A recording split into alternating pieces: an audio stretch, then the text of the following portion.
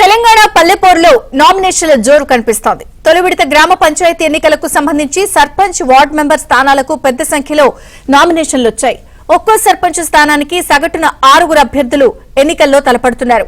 Ward సభ్యుల స్థానాలను చూస్తే ఒక్కో స్థానానికి సగటున 2 పోటీలో ఉన్నారు. తొలి విడత ఎన్నికలు జరిగే 4236 సర్పంచ్ స్థానాలకు 25654 మంది నామినేషన్లు వచ్చాయి. 37440 వార్డు సభ్యుల స్థానాలకు 82276 నామినేషన్లు దాఖలయ్యాయి.